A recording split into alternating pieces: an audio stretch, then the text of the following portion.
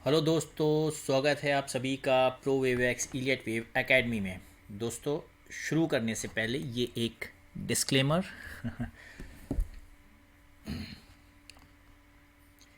ठीक है, आइए शुरू करते हैं। और दोस्तों, अगर आपको हमारे वीडियोस पसंद आ रहे हो तो प्लीज़ वीडियो को लाइक कर दिया कीजिए, चैनल को सब्सक्राइब कर लीजिए और बेल आइकन पर क्लिक करना मत भूलिएगा। दोस्तों, आज मैं लेकर आया हूँ आपके लिए निफ्टी की एनालिसिस।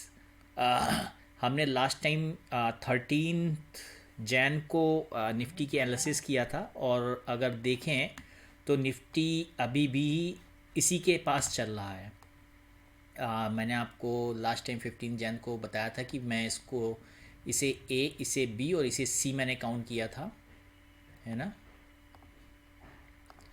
ए, बी और सी, ये मैंने ए बी सी काउंट किए थे। ठीक है, तो इस पे से मैं वेव्स को हटा देता हूँ। ठीक है, तो उस अकॉर्डिंग मैंने बोला था कि सी या तो इस बैंड पर कहीं आकर, ये एक मैंने क्लस्टर बनाया था, अगर आपको याद हो। ये क्लस्टर बन रहा था हमारा, और मैंने कहा था इसी क्लस्टर के आसपास आके रुकेगा। एक ये क्लस्टर है और एक देखिए जस्ट इसके नीचे क्लस्टर बन रहा है ना, ये वाला। ठीक है, फिर इसके नीचे का जो क्लस्टर है ये देखिए थोड़ा दूर दूर है, और उसके नीचे तो काफ़ी दूर दूर है। तो मैंने कहा था कि चांसेस है कि निफ्टी यहाँ आकर रुकेगा। ठीक है, तो अगर हम 13 से बात करें तो अभी भी निफ्टी यहीं पर रुका हुआ है। आज 16 तारीख हो गई है।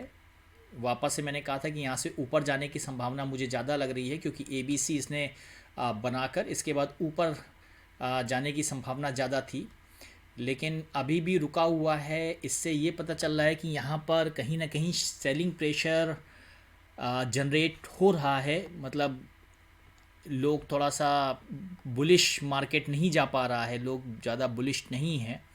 ठीक है, और अगर इन केस सी वाला पैरामीटर तोड़ता है, इस वाले लो को तोड़ता है, तो निफ्टी हो सकता है फिर इस लो तक आए, और इस लो को तोड़ता है तो फिर तो काफ़ी डाउन साइड हमें देखने को मिल सकता है।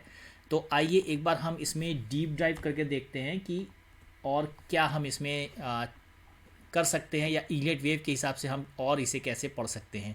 तो आइए एक बार हम 15 मिनट के टाइम फ्रेम पर चलते हैं। ठीक है, तो हमने इस पॉइंट को सी पॉइंट माना है। ठीक है, तो इलियट वेव के हिसाब से हम देखें,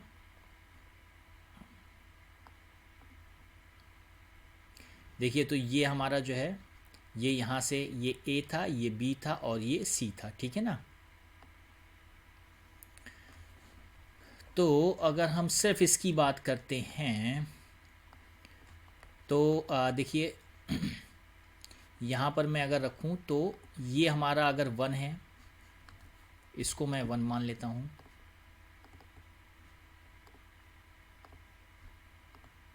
ठीक है, और ये हमारा फिर 2 होगा। देखिए इसमें 2 में बेसिक क्या होता है एक्चुअली, इनके जैसे एक ये लो बना हुआ है। ठीक है, और इसके बाद एक और लो बना हुआ है जो देखिए ठीक इसी के पास है। तो हम इसको 2 रखें या इसको 2 रखें, तो इसके लिए मैं आपको थोड़ा सा बता भी देता हूँ। कभी भी 2 1 के बेस पॉइंट को नहीं तोड़ेगा। ठीक है, और अगर कोई बेस पॉइंट बना हुआ है, वो चाहे 1 किसी भी तरह का हो, जैसे अगर 2 बन रहा है तो 3 का 1 बनेगा। ठीक है, तो कभी भी किसी भी बेस पॉइंट को नहीं तोड़ेगा। अब जैसे ये 1 बना तो 2 हम यहाँ पर भी रख सकते हैं, यहाँ पर भी रख सकते हैं, लेकिन अगर हमने यहाँ पर 2 रख दिया और इन केस ये वाला पॉइंट इस वाले पॉइंट से एक मिनट मैं आपको थोड़ा अच्छे समझा देता हूँ। अगर मान लीजिए हमने यहाँ पर 2 रख दिया, ठीक है ना, यहाँ पर अगर हम 2 रख दें, और इन केस अगर ये वाला पॉइंट इस वाले पॉइंट से ज़्यादा नीचा हुआ, तब तो ये 2 ठीक है। लेकिन अगर हमने यहाँ 2 रखा है और ये वाला पॉइंट ज़्यादा नीचा हुआ, तो उसके अकॉर्डिंग ये 3 का 2 हो सकता है। वेव 3 जो जा रही है 3 का 2, या 3 की किसी सब वेव का 2 हो सकता है, जिसको हमारे बेस पॉइंट को नहीं तोड़ना चाहिए था। तो इस हिसाब से हमारी काउंटिंग फिर यहाँ पर गलत हो जाएगी। ठीक है, इसलिए हमें हमेशा क्या ध्यान रखना है कि जब भी कुछ ऐसा हो तो हमें पहले चेक करना है कि लो कहाँ पर लगा है। तो हम पहले चेक करेंगे कि लो कहाँ पर लगा है। जैसे यहाँ पर अगर हम देखें, इस वाली कैंडल का लो देखिए कितना है, 25,603.30 है ना। इस इधर वाली का है 25,609, तो ये ज़्यादा लो है, तो 603.30। इसका लो कितना लगा है, इसका लो है 603.95। ये 0.95 है, ये 30। तो इसका मतलब यही वाली कैंडल है जो ज़्यादा लो में है। ठीक है, तो हम इस वाले को ही 2 मान लेते हैं। अब 2 होगा तो ए बी सी भी होगा, है ना। तो ये देखिए ए बी सी बना हुआ है, ए बी सी, ठीक है ना। तो अब ये हमारा, मैं इसको 2 मान रहा हूँ। अब अगर ये 2 है तो फिर ये वेव 3 में जा रहा होगा। तो अब वेव 3 में कैसे काउंट करें, अब देखिए 1 2 3, 1 2 3 4 और 5। इसमें से वेव्स मैं फिर से हटा देता हूँ, केवल हम लोग काउंटिंग रखते हैं, ठीक है ना। 1 2 3 4 5, ये कुछ इस तरह से जा रहा है। यानी कि ये जो पैटर्न बन रहा है हमारा, ये वेव 3 बन रहा है। लेकिन वेव 3 काउंट कब होगी, जब वो 1 के ऊपर तो जाए, है ना। अभी तो प्राइस नीचे ही चल रहा है, लेकिन अगर हम डेली टाइम फ्रेम पर देखें तो थोड़ा सा प्रेशर लग रहा है। लेकिन यहाँ पर संभावना ऐसी दिख रही है कि प्राइस हो सकता है थोड़ा सा यहाँ से बाउंस बैक कर जाए।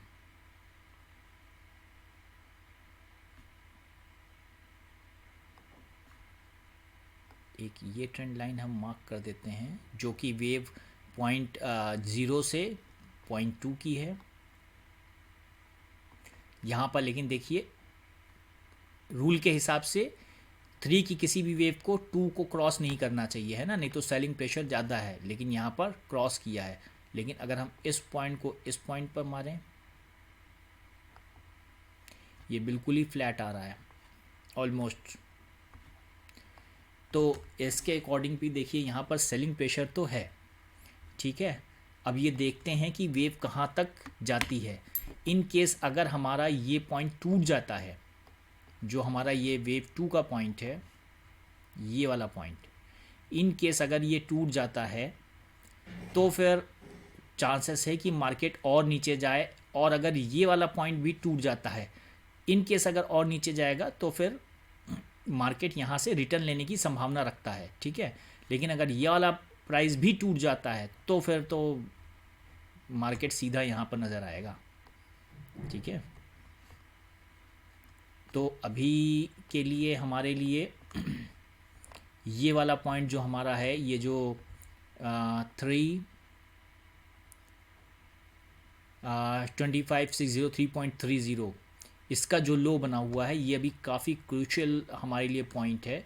क्योंकि अगर इलियट वेव के हिसाब से देखें तो कभी भी हमारी जो वेव 4 होगी, ठीक है, अभी तो ये खैर कंप्लीट कर रहा है 3 का पार्ट, लेकिन वेव 2 को किसी भी तरह से वेव 2 के बाद वाली जो वेव्स हैं वो क्रॉस नहीं करनी चाहिए, ठीक है ना।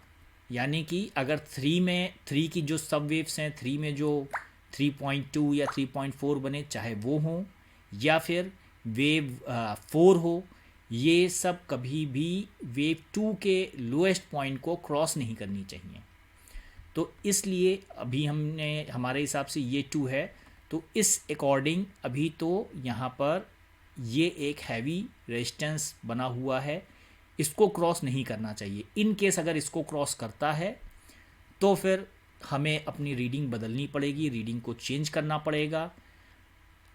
अगर ऐसा होता है तो फिर हम उसके बाद ही देखेंगे कि और क्या बन सकता है, ठीक है ना। अभी के लिए जो है, तो अभी के लिए हम इसको जो है ऐसे काउंट करेंगे।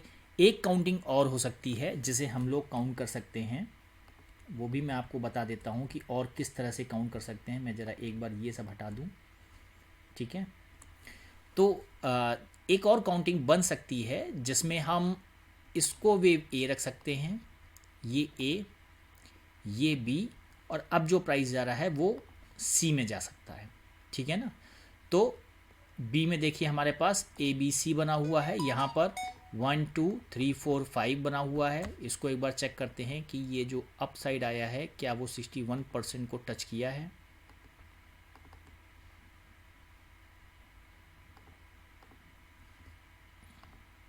तो हाँ देखिए 61.8% को इसने टच किया है, ठीक है ना। तो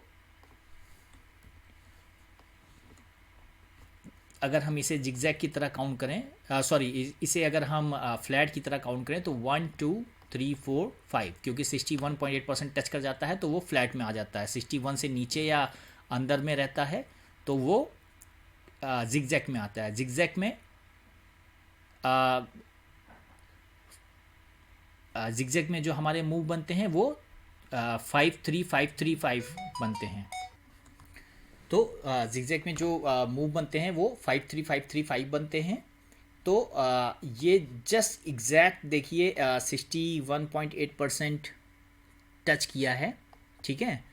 तो लेकिन इसमें 5 मूव बन रहे हैं तो इसे हम जिगजैग में रख लेते हैं। 1 2 3 4 5 मूव बन रहे हैं। तो बी में वेव बी में ए बी सी ये 3 मूव बन रहे हैं, है ना। लेकिन अगर हम देखें कि वेव सी में फिर से 5 मूव हो सकते हैं जिगजैग में, ठीक है ना। तो 1 2, एक्चुअली इसको 1 नहीं काउंट करेंगे, इसको 1 काउंट करते हैं। 1 2 3 4, तो ये हो सकता है अब ऊपर की तरफ जाए, ठीक है ना। ये 1 2 3 4 और ये 5, ठीक है। तो ये हो सकता है अब ऊपर की तरफ जाए।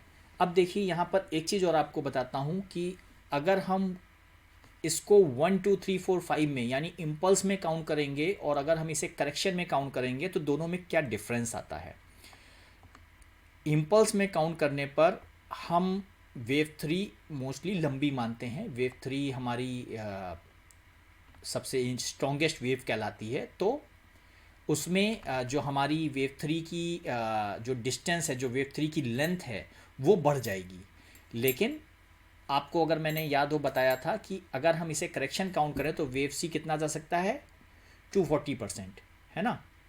तो यहाँ पर वेव सी की जो लेंथ है वो हमें करेक्शन में कम मिलेगी लेकिन इम्पल्स में ज़्यादा मिलेगी। लेकिन मुझे फ़िलहाल लग रहा है कि ये करेक्शन भी हो सकता है। यानी जो मार्केट हमारा अगर हम लॉन्ग टाइम फ्रेम में देखें, इसको हम 75 मिनट में अगर एक बार देखें तो ये जो हमारा मार्केट आ रहा है ये ऊपर से जो डाउन गया है, ठीक है, ये ए बी सी करेक्शन बना के थोड़ा ऊपर आए और उसके बाद हो सकता है फिर से वहाँ से एक डिप नीचे की तरफ आ जाए। तो ऐसा भी हो सकता है, ठीक है। चलिए फ़िलहाल के लिए देखते हैं कि किधर मार्केट जाता है। फ़िलहाल तो जो रेशियोज़ हमने बनाए थे वहीं पर अटका हुआ है। अगर आप इस यहाँ पर देखें तो देखिए ठीक उन्हीं रेशियोज़ में ये अभी भी फंसा हुआ है प्राइस, ठीक है। तो आगे देखते हैं क्या होता है। आज के लिए इतना ही रखते हैं। Thank you.